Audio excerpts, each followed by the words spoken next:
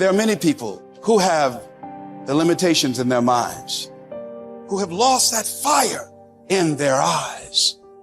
Most people, ladies and gentlemen, go to their graves living a life far below their potential. The question is, if you died today, what ideas, what dreams, what talents, what gifts will die with you?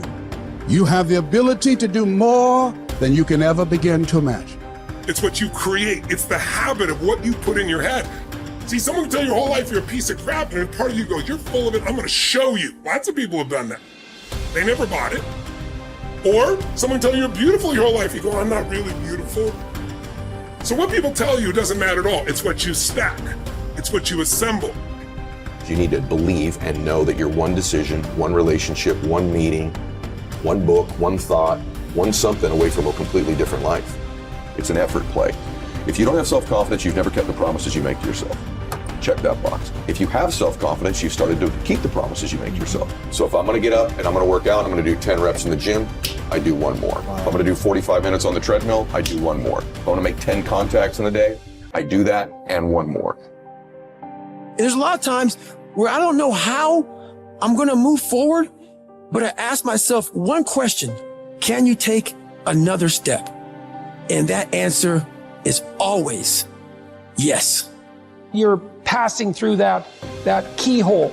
But if you pass through it, then something massive opens up on the other side. And it is definitely the case that disciplinary institutions, universities, are exactly that, is they're places of guidance, and they're places to encourage people to develop the discipline that's necessary to see beyond the discipline. I mean, that's why we have disciplines, right? I mean, the words aren't there by accident. And once that discipline was established, then the disciplined mind could explode in every direction, which is precisely what happened.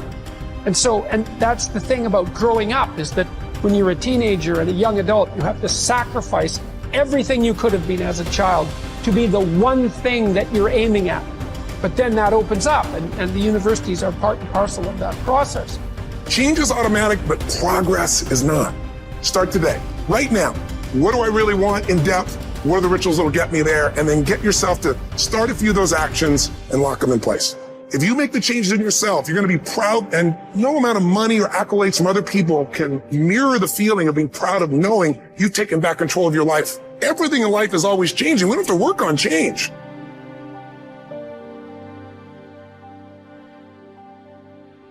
The major key to the good life. Every day in 1,000 different ways, we are trying to improve ourselves by learning how to do things. We spend a lifetime gathering knowledge in classrooms, in textbooks, in experiences.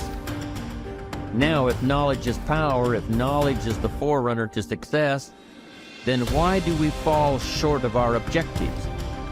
Why, in spite of all our knowledge and in spite of our collective experiences, do we find ourselves aimlessly wandering, settling for a life of existence rather than a life of substance?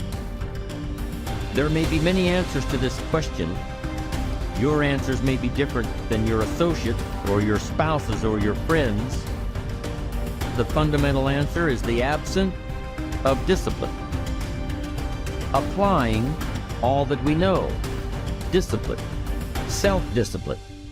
We might add one more word here: consistent. Consistent self-discipline. It doesn't really matter how smart you are or how much you know if you don't use it. And once you're disciplined, like you're like a sharpened sword, man, like a well-tempered blade, and then you can go out there and operate in the world.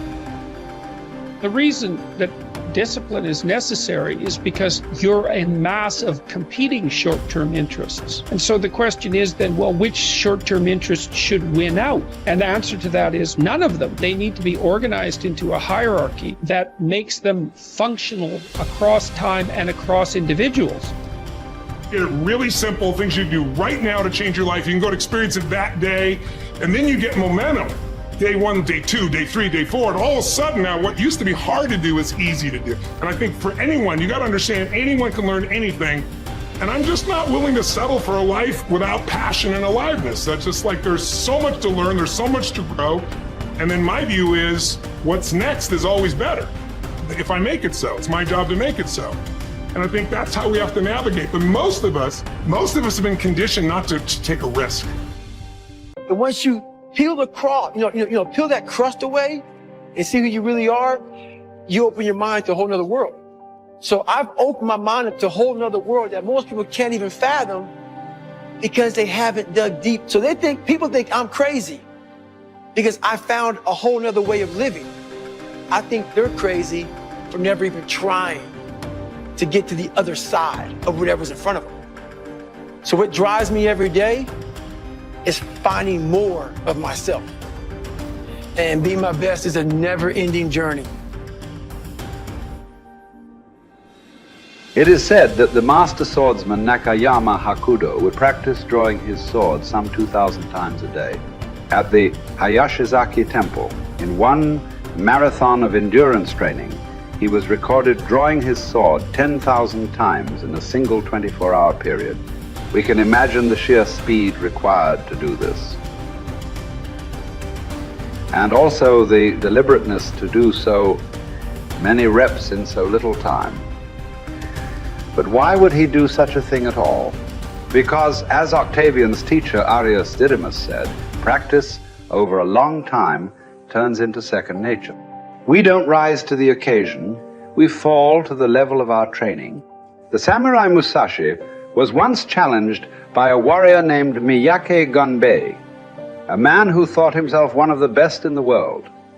On his third attack, frustrated by his lack of success, Gunbei charged at Musashi in an aggressive lunge.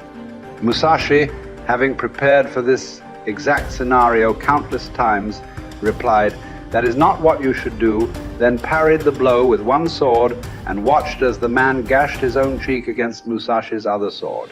How had he known? Practice. Chotan Siki Ren was Musashi's phrase. Training from morning to night. Oh, you've done that. Okay, do it some more. And after that, more. 1,000 days of training to develop. Musashi would write 10,000 days of training to polish. For a samurai, there was no such thing as pretty good. If a pretty good swordsman met a better fighter, he would die. It's like the Basketball Hall of Famer Bill Bradley's observation. When you are not practicing, refining, working, somewhere someone else is, and when you meet them, they will beat you or kill you. Gunbei was lucky enough to learn this lesson and live to tell about it. In fact, after Musashi treated the man's wound, Gunbei accepted that he was outmatched and became Musashi's student, training and practicing under him until he was no longer prone to the mistakes that come from such rashness. Look, this is not a drill. There is no greatness without practice. Lots of practice, repetitive practice, exhausting, bone-crunching, soul-crushing practice. And yet, what emerges from this practice is the opposite of those three feelings. Energy, strength, confidence. You deserve that. Yes, your body will burn, but that's the evidence. From that burning comes real heat, heat you can apply to your craft, to your work, to your life. The cellist Pablo Casals practiced continually late into his life, even long after he was widely considered a master, because he believed he was still making progress. In fact, we might say that progress and practice are synonyms. You can't have the former without the latter. And the latter is worthless without the former. Drawing the sword from the scabbard, thrusting, blocking. To build up your stamina for those skills, you lift weights, you do conditioning. To put it all together, you spar. It's the same with music. You can jam with other talented musicians. You can put all those sessions together to learn new songs. But before all that, as Casals did, you can simply practice your scales in your bedroom for hours upon hours. What are those scales for you? You better know, and you better be doing them. No matter what you do, practice will make you better. Florence Nightingale wanted young nurses to understand that nursing was an art that required as hard a preparation as any painter or sculptor's work. Churchill spent many evenings practicing his impromptu performances. Only you know what it will look like to train in your art like a samurai, an Olympic athlete, a master in pursuit of excellence. Only you will know what you need to practice from morning until night. what to repeat 10,000 times. It won't be easy, but in that burden is also freedom and confidence. The pleasure of the flow state, the rhythm of second nature, the quiet calmness of knowing that from the practice, you'll know exactly what to do when it counts. The pride and the dependability of doing it too.